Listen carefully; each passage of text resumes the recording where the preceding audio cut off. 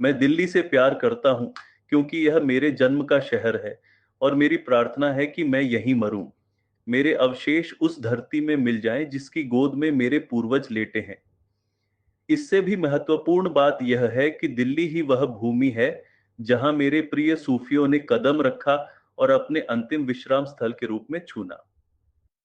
जब दिल्ली के सुल्तान अधिकांश भारत का राजनीतिक भाग्य लिख रहे थे, सूफी विद्वान अपने खानकाहों में आध्यात्मिक ज्ञान की लौ जलाने में तल्लीन थे। इन औलिया या भगवान के दोस्तों ने सिखाया कि धर्म, जाति और क्षेत्र की परवाह किए बिना मानवता की सेवा ही सच्ची पूजा है। 9वीं शताब्दी में बगदाद सूफियों का केंद्र था। 13वीं शताब्दी में मध्य एशिया में हजारों लोगों का नरसंहार किया गया, मस्जिदें जला दी गईं और शिक्षण केंद्र नष्ट कर दिए गए। भागने वालों में असंख्य सूफी थे और उनमें से बड़ी संख्या ने दिल्ली को अपना घर बनाया। इस प्रकार 13वीं शताब्दी के अंत तक दिल्ली इस्लामी अध्ययन और रहस्यवाद का केंद्र बन गई। इतिहासकार और नागरिक दोनों ही दिल्ली को हजरत ए दिल्ली, दिल्ली शरीफ, दारुल औलिया, बगदाद ए हिंद और खुर्द मक्का या छोटा मक्का के रूप में संदर्भित करने लगे। शहर और उसके लोगों को आशीर्वाद देने की प्रार्थनाएं इन सूफियों की प्रार्थना पुस्तकों में पाई जाती है। अमीर खुसरो ने लिखा, दिल्ली विश्वास और समानता की शरण स्थली, दिल्ली स्वर्ग का बगीचा है, इसकी समृद्धि लंबे समय तक जीवित रहे। अगर मक्का को इस बगीचे के बारे में पता चले तो यह हिंदुस्तान के चारों ओर परिक्रमा कर सकता है। दिल्ली का परिदृश्य सुल्तानों की कब्रों से भरा पड़ा है, लेकिन कोई भी उनकी याद में एक मोमबत्ती तक नहीं जलाता। सूफी मंदिरों में दीपक जलाए जाते हैं, पवित्र धर्म ग्रंथों का पाठ किया जाता है, गरीबों को खाना खिलाया जाता है और हजारों तीर्थयात्रियों की प्रार्थनाएं स्वीकार की जाती हैं। राजनीतिक उथल-पुथल के दौरान दिल्ली के लोगों को खानकाहों में सूफियों द्वारा लगातार आश्वस्त किया जाता था, जहां उनकी निरंतर पहुंच थी।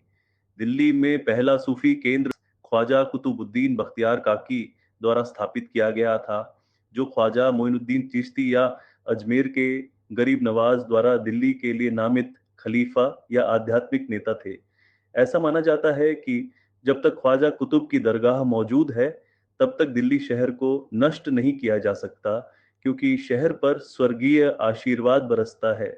गरीब नवाज ने सिखाया कि ईश्वर की भक्ति का उच्चतम रूप है नदी जैसी उदारता, सूरज जैसी उदारता और पृथ्वी जैसी आतिथ्य सत्कार विकसित करना। सुल्तान इल्तुतमिश ख्वाजा कुतुब का प्रबल भक्त था और उसकी स्मृति को कायम रखने के लिए उसने दिल्ली में कुतुब मीनार का निर्माण कराया। ख्वाजा बख्तियार काकी के प्रमुख शिष्य बाबा फरीद थे, जो पंजाब के पहले सूफी कवि थे, जिनकी दरगाह पाकपट्टन पाकिस्तान में है। बाबा फरीद के खलीफा हजरत निजामुद्दीन औलिया थे, जिनका आध्यात्मिक परिदृश्य पर लगभग 60 वर्षों तक प्रभुत्व रहा। वह कभी भी दरबार में गए बिना दिल्ली के 7 सुल्तानों में से 3 राजवंशों में जीवित रहे। हजरत निजामुद्दीन ने उपदेश दिया कि मानव हृदय में खुशी लाना धर्म का सार है और अक्सर कहा करते थे, पुनरुत्थान के दिन उन लोगों में से जिन पर ईश्वर की सबसे अधिक कृपा होगी, वे लोग हैं जिन्होंने टूटे हुए दिल की देखभाल की है।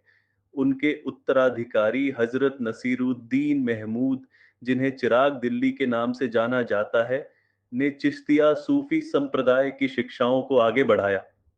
दिल्ली के सूफियों की दक्षिण एशिया के धार्मिक और सांस्कृतिक इतिहास में महत्वपूर्ण भूमिका थी।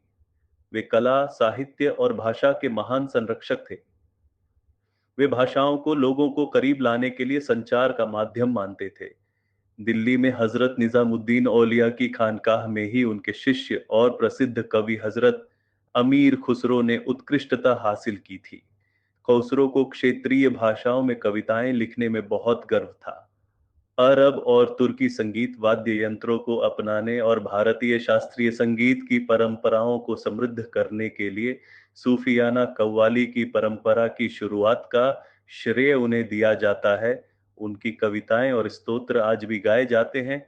दिल्ली को परंपरागत रूप से 22 ख्वाजा की चौखट के नाम से जाना जाता है, जो 22 सूफियों की दहलीज है। हालांकि शहर के महत्वपूर्ण मंदिर इस संख्या से कहीं अधिक हैं। सद्भावना के माहौल में सूफियों और हिंदू योगियों के बीच विचारों का स्वस्थ आदान प्रदान हुआ। सूफियों ने योगियों से ध्यान और एकाग्रता तकनीकें उधार ली और अन्य समुदायों से संबंधित रहस्यवादियों के आध्यात्मिक अनुभवों से लाभ उठाने में कभी संकोच नहीं किया। दिल्ली में सूफी साम्राज्य उस धार्मिक सहिष्णुता का प्रतिनिधित्व करता है जिसके लिए भारतीय समाज प्रयास करता है और उसे संजोता है। इस प्रकार सूफी मंदिर हमारी बहु सांस्कृतिक पहचान के गवाह है, जहां विभिन्न धर्मों के लोग इन प्रतिष्ठित देवताओं की दहलीज पर सांत्वना और आशीर्वाद की तलाश में रहते हैं। उम्मीद है कि आपको यह वीडियो पसंद आया होगा।